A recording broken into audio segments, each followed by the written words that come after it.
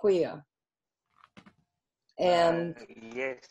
and she had mentioned that you had wanted to become involved with the Matrix and with what we were doing and to somehow sponsor or whatever. And so we needed to find out more about you, Right. what you do, and what you're looking for, and in what way you'd like to work with the Matrix and with NGGE.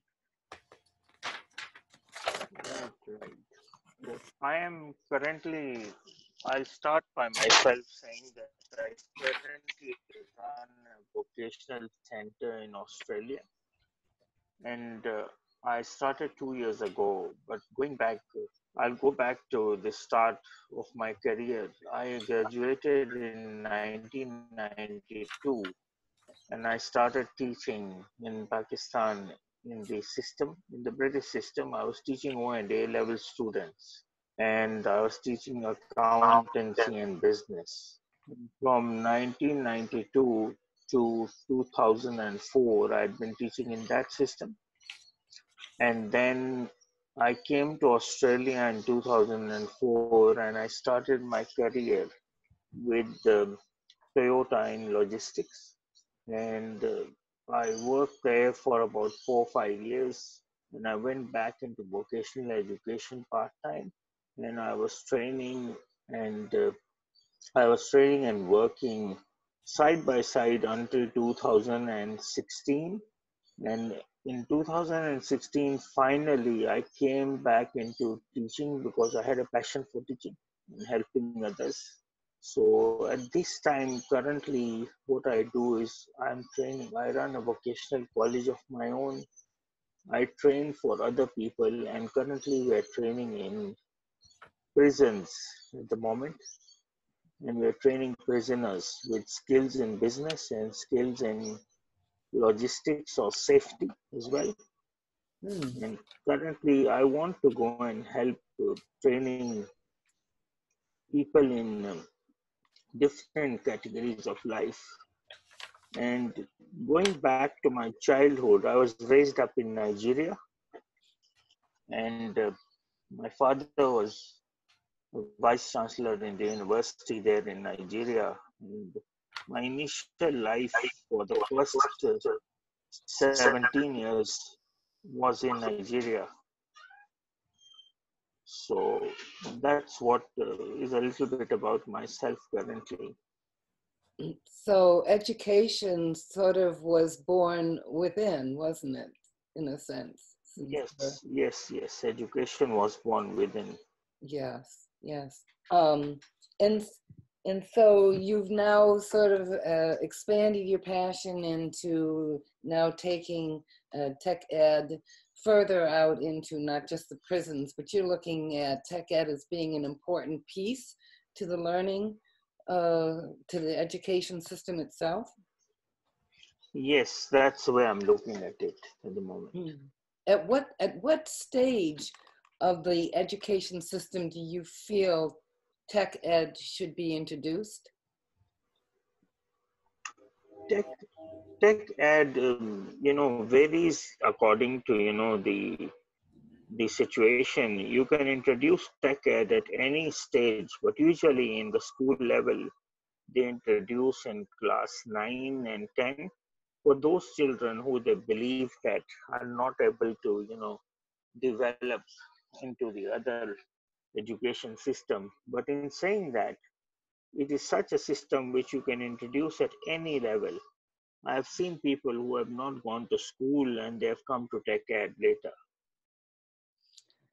So let me pose another question or theory, because in our work, we believe tech ed and understanding the jobs and so forth within your community should be part of your learning when you begin school. And that much learning can happen from understanding those things or that technical educational piece on different levels, but that it should be incorporated right within the learning of the children. What do you think about that? You are very right about that. And to say that, in the children at a stage here in Australia, they have the skills for life education, Mm-hmm. which is an introduction to tech ed as well. But I also look at it from this perspective that a lot of people, they do have some knowledge, but for them to be able to get that recognition, that tech head is a very big support to them. And is it necessary for all of our learners to go into college, or is it possible that they can find and become skilled in some technology area through that kind of introduction and working within the educational system, so that they can still come out successful, happy, and able to be sustainable? Yes, majority of the people that are in tech ed usually do not go to college. They they they try and adopt these skills for life. Mm-hmm. Mm-hmm. And So I guess my question is, and this is probably a global question at this point. If you think about skills for life, being successful and sustainable and happy, if you have those skills, are you not further ahead than many of the kids who graduate from college and don't have the skills to be able to get jobs when they get out? yes, obviously, you are looking at people who do have the skills and they are able to perform the task. And what I can do is I can refer this to, another situation that there was a time we were hiring people for a certain job, and a lot of qualifications people had, and they were applying for this specific job, but we required a certain testing skill level. And the person who actually got the job, he was of that, he didn't have any of those educational qualifications, but he was good at those specific skills. So you're very right about this.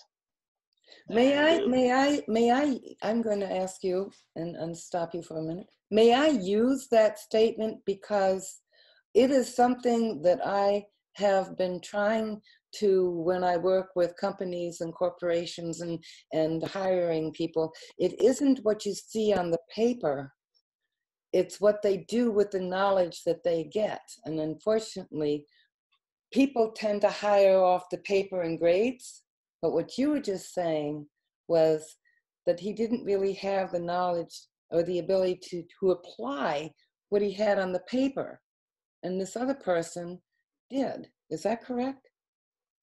you're very right about that. What you're saying is 100% right. And I can recall this also, not only from my own experience, but initially when I joined a company also one time. And in back in Pakistan, we had this mentality that when you look at somebody, a boss, you always find out what education level he had and what university degree that person had. When I came to Australia and my boss, I heard that, he has just done class 8. And I thought, I said, I have two master degrees, I'm working for someone who has got class 8. But I'll tell you very honestly that when I started working with him, I realized that his skill level, he had so much high skill level in his life that, I learned a lot from him, and I have had that experience in various times also that, that skill is definitely there. So That's now working in prisons, I huge. can see this openly also. Mm, mm. So, in a sense, you have, in a way, summarized quite nicely the whole concept behind the matrix when we try to apply it to the educational system, and Right. understanding, you know, who is the learner, whether it's a corporation or it's an individual, and understanding all those resources that you were just talking about that are around us, that aren't in a textbook or within a school, those pieces that we can get to apprenticing and sharing and learning within the community and stuff, and then moving that educational system upwards so that kids begin to make choices by the time they're in 4th to 6th grade, that of where they want to go, because you've already introduced so many things that incorporate your sciences, so many things that incorporate the arts and the maths and the language, because all of the different jobs that you have in your community incorporate some of that to some extent, don't they? They do. You're very right about that. I mean, if I wanted to investigate becoming a hairdresser, as a young girl in 1st, 2nd, 3rd grade, and I go and I visit a hairdresser to see what they're doing and how they do it. Well, suddenly we realize that we have to know some chemistry, because if we screw up, somebody's going to lose their hair, and we have to know measurements and calculations. I mean, just for something like that. You're very right about that. Who would have thunk? So much learning, and you seem to have a key to that in your understanding of the importance of tech ed in education. Yes, it is. It is something which I've learned in a long time here. That last week I was teaching some people basic skills in computers, and all the class, the people were 60 plus. And those people, they hated computers with a passion, because they were not interested in new technology. And when they left, they were quite satisfied with a few of the things I taught them, because it was gradual learning and they already knew a lot of those skills. It was just applying them on the computer or the phone, basically. And So, maybe giving them the confidence to try too. Yes, this is what the confidence they had, And it's about talking to them. And like tomorrow, I'm dealing with a child with a learning disability. I have to travel about 300 kilometers from Sydney to Orange. And the child, he actually, a lot of colleges have rejected him because they're not financially well off. But the reason why I picked him up is that his grandmother, she met me someday and she was crying and she was telling me that, look, my child doesn't have any education. And I said, look, I will personally take out some time. And he's doing a foundation skills course. And since then, I've been visiting about now every month. There's a day I go and spend with them, for them to be able to understand those skills. And the child, for him to write is very difficult also. So then you have to physically go and teach him and explain to him and give him examples. So she asked me, she said, how do you think you will get paid? I said, to her, I said, sometimes, the money is not what matters. Sometimes nature automatically pays me in some way or the other. So that's the way it should be done. And this vocational education is like this. It is like this, that you should have a passion for teaching, and then only they will start understanding this. So even in the jails, I've had this experience that because I involved them in the learning and asked them for their skills and how they interact with each other, it's not just a matter of completing the assessments. They're always looking forward to me coming on that day. And the other people have to call the prisoners to come and study, but I don't have to call them. They know on a Thursday, at this time I'm there. And they're already waiting for me when I go. So it is something, we work on this directly. That's beautiful, beautiful, beautiful stories. We have a young man in Kenya who uses our work in the prison as well.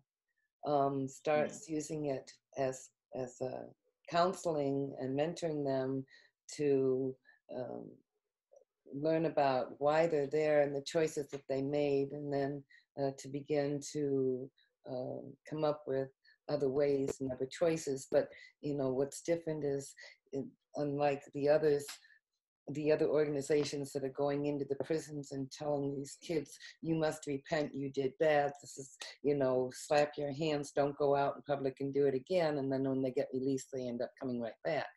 He doesn't do that. He allows the kids to work through the whole situation and everything for themselves, and to find out what went on and what's happening and what other choices they have.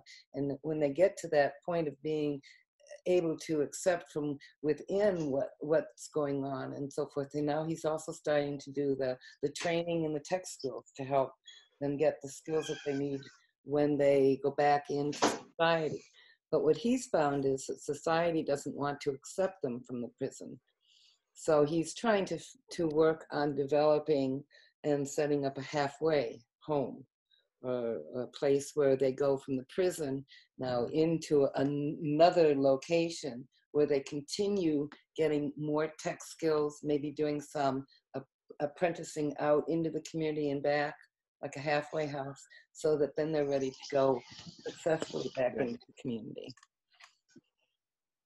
Do you find that with your yes, yes. That is where that stage. That's where I am actually. That's where we meet them.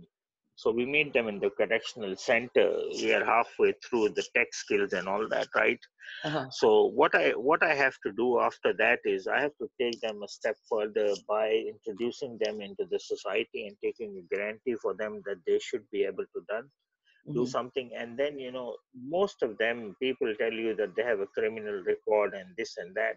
So I tell them it's like a clean whiteboard, that the whiteboard has a writing on it, and once you clean it out, the system has already given them that whatever they deserve. I said the police caught them, and the judge sentenced them, and the court, the system has punished them, and now the whiteboard is clean again, and we need to accept them as this, right?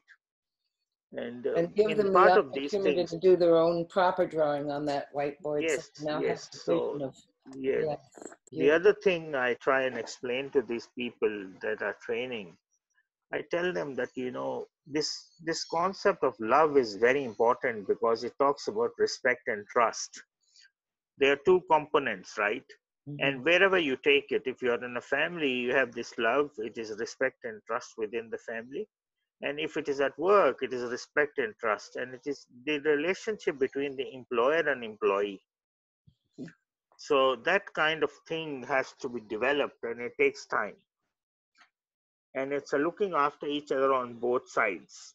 Mm-hmm. And this is an important thing. And then you have to talk about a goal that you should have in life, which is very important. And not only that goal, but you should also have faith and passion that you're going to achieve that goal, and then you're going to have a source of living, and all these things combined together for that skills for work. So there's a lot of things like that you have to keep motivating them and telling them about various things that happen. Mm-hmm. Mm-hmm. And if you don't do that, it doesn't work without the skills. So all these things come in combination. They come in combination. Yes, they do.